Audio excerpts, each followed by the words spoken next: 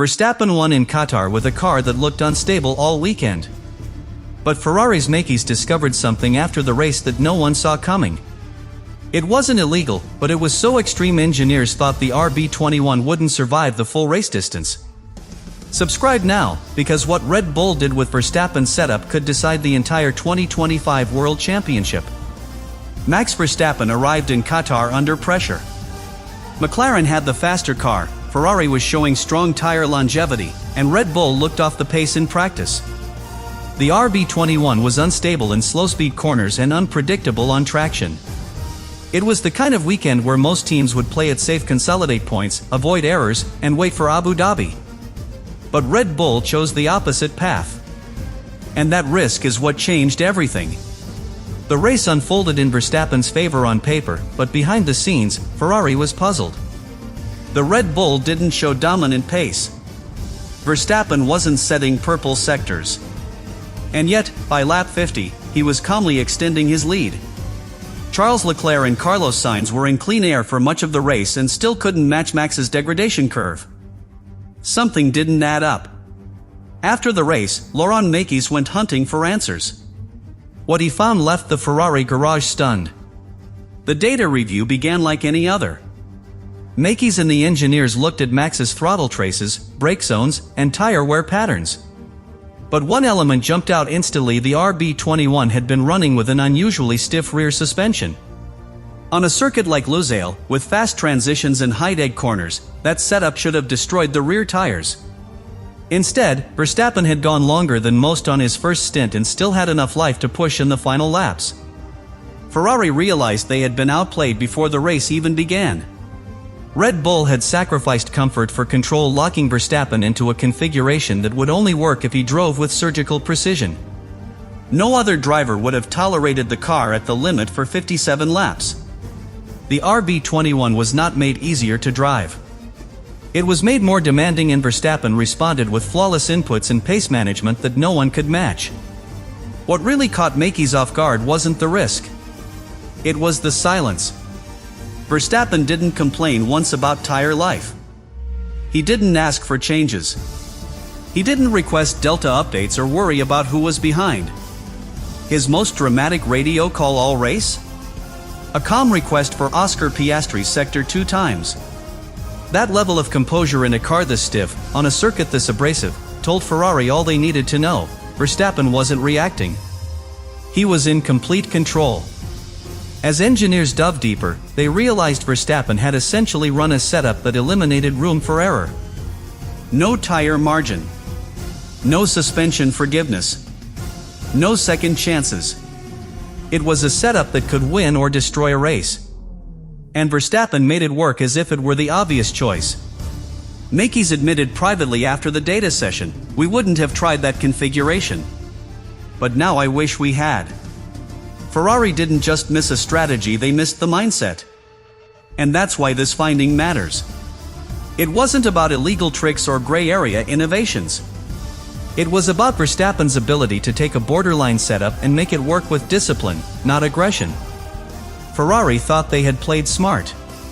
But Red Bull gambled and Verstappen executed it with such perfection, it didn't look like a gamble at all. That's why the garage was silent. They weren't just beaten. They were outthought, outdriven, and outlasted. The Qatar Grand Prix was never meant to be Verstappen's race. Red Bull looked off balance all weekend. Practice runs showed unpredictable grip levels. In qualifying, Max didn't find the rhythm. He started third on the grid, behind both McLarens, and just ahead of Ferrari. Everything pointed toward a defensive race limit: the damage, bank points, and fight again in Abu Dhabi. But when the lights went out on Sunday, Verstappen didn't just survive. He dismantled expectations. Lando Norris had the better launch off the line, Oscar Piastri tucked in behind, and Max found himself boxed in at turn 1. Yet he didn't panic. He didn't push the car past the limit. He held position, managed the opening laps, and waited for the race to open up. It wasn't spectacular, and that was the point. Verstappen knew that this wasn't going to be a race won in the first 10 laps. It was going to be a war of degradation, pit windows, and timing. The pivotal moment came on lap 7. A crash further down the field brought out a full safety car. Immediately, Red Bull made a move that Ferrari and McLaren did not see coming. They called Verstappen in for an early stop. It looked aggressive. Too early. Too risky. But it was calculated. That stop committed Max to a two-stop strategy that would only work if tire life was perfectly managed not just by the car, but by the driver. McLaren stayed out, assuming track position would be king. Ferrari hesitated, hoping the race would stretch long enough for tire advantage to kick in. But Verstappen had already locked in a different race philosophy. He wasn't reacting to what the others might do, he was making them react to him. When the race resumed, Max was behind on track but ahead in strategy. Red Bull had flipped the board and Verstappen played each move without wasting a single second. The brilliance of this early decision wasn't just strategic. It was psychological. By pitting under the safety car, Verstappen removed the pressure of tire wear uncertainty. Every lap after that was built on data and rhythm. He wasn't hoping the tires would last, he knew exactly how long he needed them to hold. The lap times didn't fluctuate. The radio stayed calm. And the gap to the leaders started to shrink, not from brute force, but from quiet efficiency. As the race unfolded, the paddock realized Verstappen wasn't losing performance, he was gaining control. McLaren waited too long to react. Ferrari never reacted at all. By the time the final stops played out, Verstappen had leapfrogged the field and was managing the lead without ever needing to go flat out. He wasn't battling for position. He was managing the margins. It wasn't the fastest drive of his career, but it may have been the most surgical. What no one knew yet, not even Red Bull's closest rivals, was just how much Verstappen was working behind the wheel to make it all happen. The stiff rear suspension, the narrow margin for balance, and the aggressive aero configuration should have made the RB21 a handful. But Max never complained. He simply adapted, and that's why, after the flag dropped, Ferrari engineers began digging into the telemetry. That's when Mekies saw what no one else did. Verstappen didn't win because the car was better. He won because he had mastered something the rest of the grid never dared to try. When Ferrari engineers pulled the post-race telemetry from Verstappen's car, the first reaction wasn't confusion, it was disbelief. Max hadn't just run an early pit stop. He had executed each stint with surgical efficiency, keeping lap times inside an astonishingly tight delta. While others struggled with unpredictable degradation, Verstappen's RB21 was a metronome. The tire drop-off was linear. The temperature profiles were stable. And somehow, the car behaved as if the tires were never under stress. On paper, it shouldn't have worked. Ferrari's data overlay showed something that immediately caught Mekies' attention. Verstappen was braking up to 12 meters earlier than Norris and still maintaining similar mid-corner speeds. That seemed impossible. But when they dug into the inputs, it made sense. Max wasn't trying to extract maximum braking force. He was managing the weight transfer on the car with such subtlety that it kept the rear tires in check. The stiffer rear suspension should have overloaded the tires. Instead, he used earlier braking to prevent that load entirely. Even throttle application was deliberate. In the high-stress turn 10, Verstappen wasn't the fastest, but he was the cleanest. His throttle traces showed a slower ramp-up and a shorter peak load. What that did was reduce surface temperature spikes in the rear tires. While Norris and Leclerc were losing traction by lap 10 in their stints, Verstappen still had margin to push. Not because the RB21 was easier to drive, it was the opposite. Max had simply mastered the behavior. Ferrari noted something else. Verstappen's steering inputs had nearly zero correction through medium-speed corners. Where others were making small micro-adjustments to keep the car stable, Max was flowing through the apexes with just one input. That isn't a sign of perfect setup, it's a sign of perfect balance between the driver's expectations and the car's limitations. It means he wasn't reacting to the car's behavior.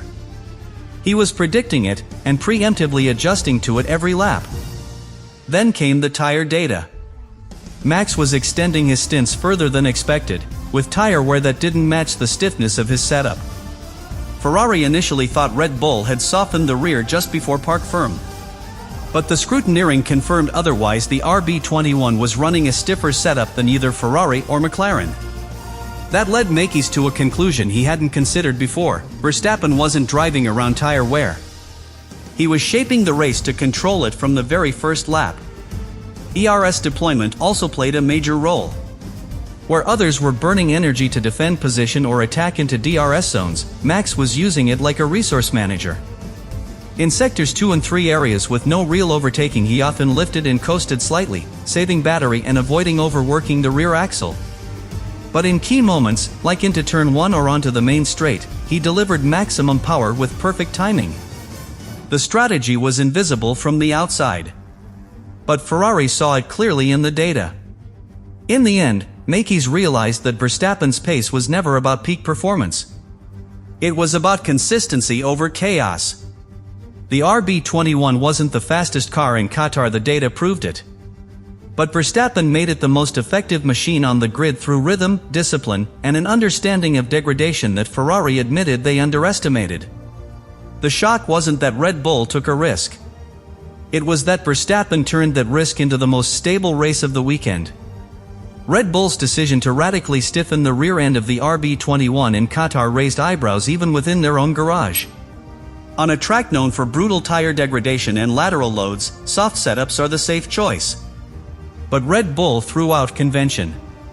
They didn't build the car for comfort, they built it for clarity. The car would snap faster. It would ride the curbs less smoothly. But it would respond predictably. That trade-off only worked because Verstappen was the one in the cockpit. Verstappen's ability to extract lap time from that configuration wasn't about pushing harder. It was about knowing exactly when not to push. In turns 6 and 7 fast, flowing corners that demand full commitment, Max didn't try to maximize entry speed. Instead, he rotated the car earlier, minimized steering angle, and prioritized early throttle application with clean exits. That early rotation conserved the rear tires better than the SF25 or the McLaren, both of which showed higher surface temps mid-stint. From the outside, Max's driving looked uneventful. But telemetry told another story. His use of brake bias was dynamic, subtly shifting front-to-rear distribution based on fuel load and tire state. While Ferrari's drivers often stuck to a conservative map, Verstappen adjusted every few laps. Into turn 4, where front locking is common, he increased front bias. Into the tighter turn 10, where traction matters most, he shifted bias rearward, balancing the car without touching the pedals more aggressively. Even his use of engine braking and throttle modulation reflected confidence. Most drivers lift abruptly or apply throttle impulses when grip becomes uncertain. Max did neither. He treated the throttle like a pressure valve, easing in power not based on instinct, but on data he'd mentally internalized across each lap. The effect was profound: less slip, fewer tire spikes, and a compound that stayed alive longer than anyone expected. The RB21's differential settings were also key. Verstappen adjusted diff entry and diff exit multiple times across the race, opening it on longer stints to allow the car to pivot without inducing rear slide, then tightening it when preparing for undercuts or pushing in lap performance. Ferrari's analysis showed that Max was changing these settings with such precision that each adjustment was worth tenths, not through raw pace, but through reduced tire trauma.